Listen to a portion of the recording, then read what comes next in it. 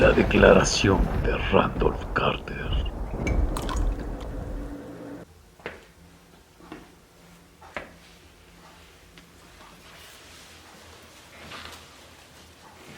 La declaración de Randolph Carter. Les repito, que no sé qué ha sido de Harley Warren. Pienso, y casi espero, que ya disfruta de la paz del olvido, si es que semejante bendición existe en alguna parte. Es cierto que durante 5 años fui su más íntimo amigo, y que he compartido parcialmente sus terribles investigaciones sobre lo desconocido. No negaré, aunque mis recuerdos son inciertos y confusos, que este testigo de ustedes pueda habernos visto juntos, como dice, a las 11:30 de aquella terrible noche, por la carretera de Gainesville, de camino al pantano del Gran Ciprés. Incluso puedo afirmar que llevábamos linternas y palas, y un curioso rollo de cable unido a ciertos instrumentos, pues todas estas cosas han desempeñado un papel en esta única y espantosa escena que permanece grabada en mi trastornada memoria. Pero debo insistir en que de lo que sucedió después, y de la razón por la cual me encontraron solo y aturdido a la orilla del pantano a la mañana siguiente, no sé más que lo que he repetido una y otra vez. Ustedes me dicen que no hay nada en el pantano ni en sus alrededores que hubiera podido servir de escenario de aquel terrible episodio.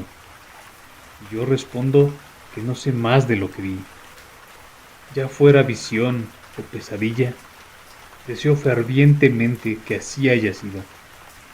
Es todo cuanto puedo recordar de aquellas horribles horas que viví, después de haber dejado atrás el mundo de los hombres. Pero, ¿por qué no regresó Harley Warren?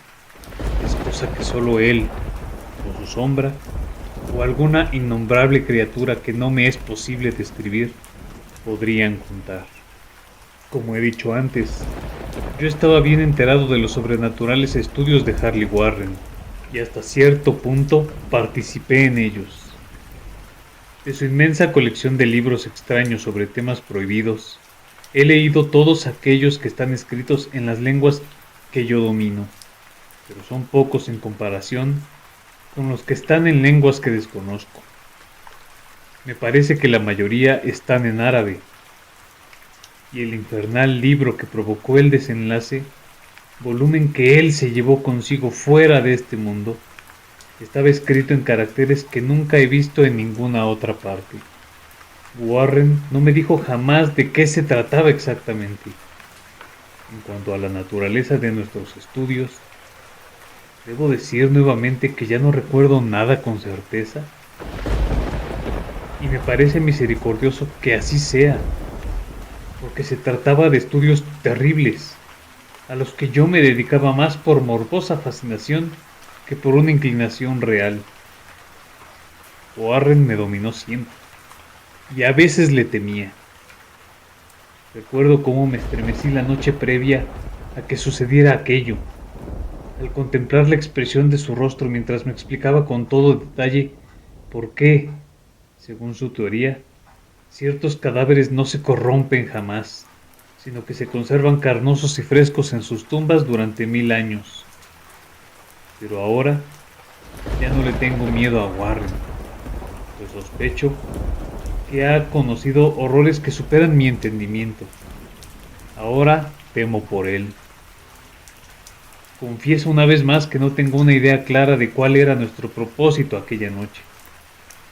Desde luego, se trataba de algo relacionado con el libro que Warren llevaba consigo, con ese libro antiguo de caracteres indescifrables, que se había traído de la India un mes antes, pero juro que no sé qué es lo que esperábamos encontrar. El testigo de ustedes dice que nos vio a las 11:30 en la carretera de Gainesville, de camino al pantano del Gran Ciprés. Probablemente es cierto, pero yo no lo recuerdo con precisión. Solamente se ha quedado grabada en mi alma una escena. Puede que ocurriese mucho después de la medianoche. pues recuerdo una opaca luna creciente, ya muy alta en el cielo vaporoso. Ocurrió en un cementerio antiguo, tan antiguo que me estremecía ante los innumerables vestigios de edades olvidadas. Se hallaba en una hondada húmeda y profunda, cubierta de espesa maleza, musgo y hierbas extrañas de tallo rastrero, en donde se sentía un vago hedor que mi ociosa imaginación asoció absurdamente con rocas corrompidas. Por todas partes se advertían signos de abandono y decrepitud. Me sentía perturbado por la impresión de que Warren y yo éramos los primeros seres vivos que interrumpíamos un letal silencio de siglos. Por encima de la orilla del valle, una luna creciente asomó entre fétidos vapores que parecían emanar de ignoradas catacumbas,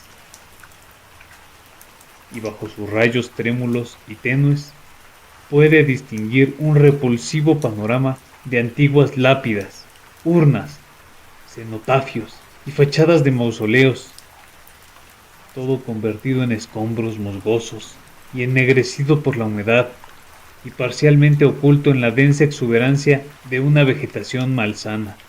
La primera impresión vívida que tuve de mi propia presencia en esta terrible necrópolis fue el momento en que me detuve con Warren ante un sepulcro semidestruido y dejamos caer unos bultos que al parecer habíamos llevado. Entonces me di cuenta de que tenía conmigo una linterna y 2 palas, mientras que mi compañero llevaba otra linterna y un teléfono portátil. No pronunciamos una sola palabra, ya que parecíamos conocer el lugar y nuestra misión allí. Y sin demora, tomamos las palas y comenzamos a quitar el pasto, las hierbas, matojos y tierra de aquella morgue plana y arcaica. Después de descubrir enteramente su superficie, que consistía en 3 inmensas losas de granito, retrocedimos unos pasos para examinar la sepulcral escena. Warren pareció hacer ciertos cálculos mentales. Luego regresó al sepulcro y, empleando su pala como palanca, trató de levantar la losa cercana a unas ruinas de piedra que probablemente fueron un monumento. No lo consiguió y me hizo una seña para que lo ayudara. Finalmente, nuestra fuerza combinada aflojó la piedra y la movimos hacia un lado. La losa levantada reveló una negra abertura, de la cual brotó un tufo de gases miasmáticos, tan nauseabundos que retrocedimos horrorizados. Sin embargo, poco después nos acercamos de nuevo al pozo y encontramos que las exhalaciones eran menos insoportables. Nuestras linternas revelaron el inicio de una escalera de piedra, sobre la cual goteaba una sustancia inmunda, nacida de las entrañas de la tierra, y cuyos húmedos muros estaban incrustados de salitre. Y ahora me vienen por primera vez a la memoria las palabras que Warren me dirigió con su melodiosa voz de tenor. Una voz singularmente tranquila para el pavoroso escenario que nos rodeaba.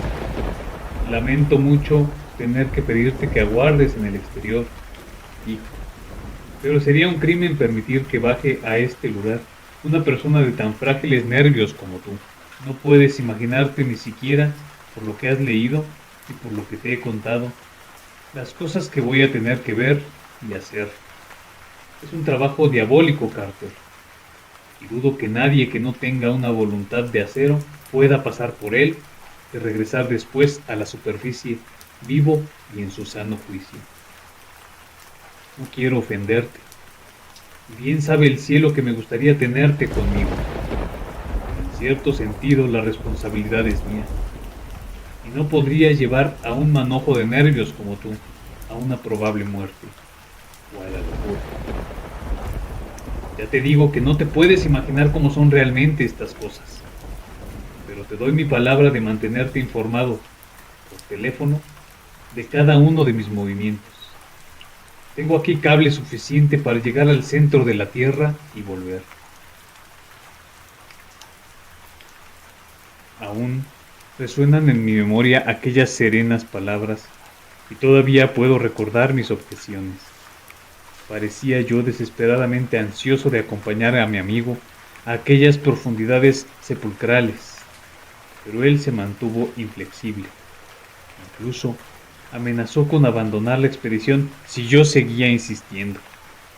Amenaza que resultó eficaz, pues solo él poseía la clave del asunto. Recuerdo aún todo esto, aunque ya no sé qué buscábamos. Después de haber conseguido mi reacia aceptación de sus propósitos, Warren levantó el carrete de cable y ajustó los aparatos. A una señal suya, tomé uno de ellos y me senté sobre la lápida añosa y descolorida que había junto a la abertura recién descubierta. Luego me estrechó la mano, se cargó el rollo de cable y desapareció en el interior de aquel indescriptible osario. Durante un minuto seguí viendo el brillo de su linterna y oyendo el crujido de cable a medida que lo iba soltando. Pero la luz desapareció abruptamente, como si mi compañero hubiera doblado un recodo de la escalera, y el crujido dejó de oírse también, casi al mismo tiempo. Me quedé solo, aunque estaba en comunicación con las desconocidas profundidades por medio de aquellos hilos mágicos, cuya superficie aislante aparecía verdosa bajo la pálida luna creciente. Consulté constantemente mi reloj a la luz de la linterna eléctrica y escuché con febril ansiedad por el receptor del teléfono, pero no logré oír nada durante más de un cuarto de hora. Luego sonó un chasquido en el aparato y llamé a mi amigo con voz tensa. A pesar de lo aprensivo que era, no estaba preparado para escuchar las palabras que me llegaron de aquella misteriosa bóveda, pronunciadas con la voz más desgarrada y temblorosa que le oyera a Harley Warren. Él, que con tanta serenidad me había abandonado poco antes, me hablaba ahora desde abajo, un murmullo trémulo, más siniestro que el más estridente alarido. Dios, si pudieras ver lo que veo. No pude contestar. Enmudecido, solo me quedaba esperar.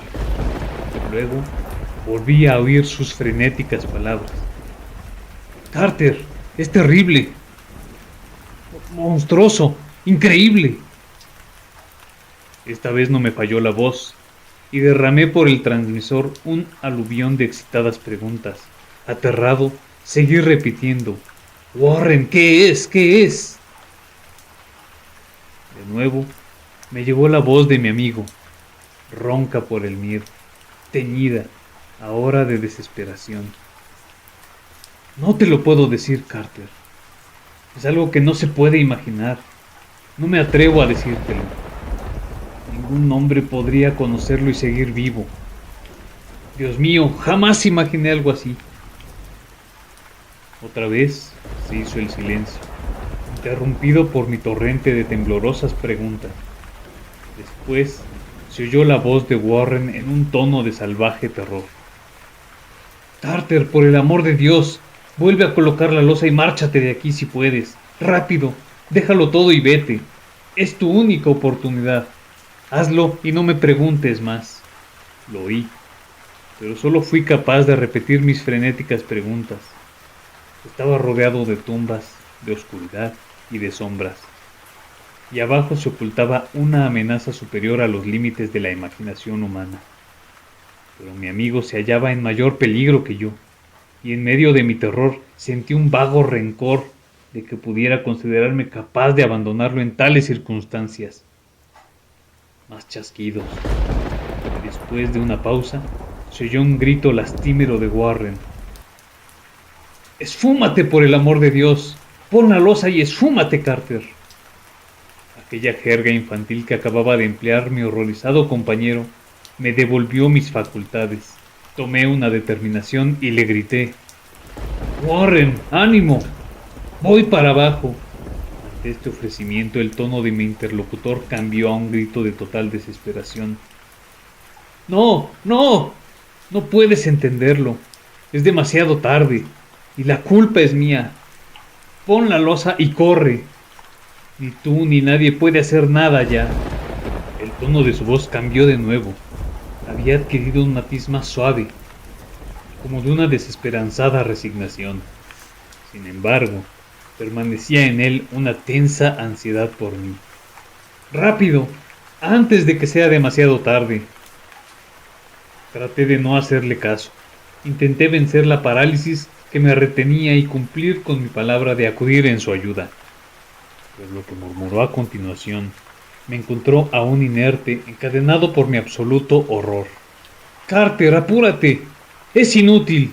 Debes irte. Mejor uno solo que los dos. La losa. Una pausa. Otro chasquido. Y luego la débil voz de Warren. Ya casi ha terminado todo. No me hagas esto más difícil todavía.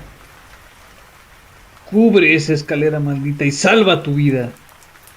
Estás perdiendo tiempo. Adiós, Carter. Nunca te volveré a ver. Aquí, el susurro de Warren se transformó en un grito.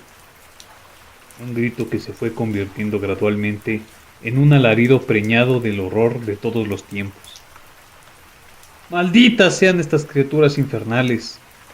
¡Son legiones! ¡Dios mío, esfúmate! ¡Vete! ¡Vete! Después, el silencio. No sé durante cuánto tiempo permanecí ahí, estupefacto, murmurando, susurrando, gritando en el teléfono, una y otra vez, por todos esos eones, susurré y murmuré, llamé, grité, chillé. Warren, Warren, contéstame, ¿estás ahí? Y entonces llegó hasta mí el mayor de todos los horrores, lo increíble, lo impensable y casi inmencionable.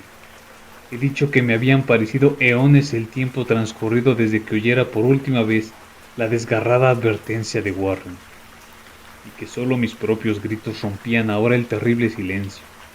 Pero al cabo de un rato, sonó otro chasquido en el receptor, y aguzé mis oídos para escuchar.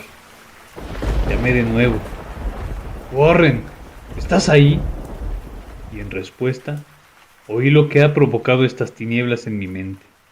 No intentaré, caballeros, dar razón de aquella cosa, aquella voz, ni me aventuraré a describirla con detalle, pues las primeras palabras me dejaron sin conocimiento y provocaron una laguna en mi memoria que duró hasta el momento en que me desperté en el hospital. Diré que la voz era profunda, hueca, gelatinosa, lejana, ultraterrena, inhumana, espectral. ¿Qué debo decir? Esto fue el final de mi experiencia, y aquí termina mi relato. Escuché la voz y no supe más. La oí allí, sentado, petrificado en aquel desconocido cementerio de la hondonada, entre los escombros de las lápidas y tumbas desmoronadas, la vegetación putrefacta y los vapores corrompidos. Escuché claramente la voz que brotó de las recónditas profundidades de aquel abominable sepulcro abierto, mientras a mi alrededor miraba las sombras amorfas, necrófagas, bajo una maldita luna menguante, y esto fue lo que dijo.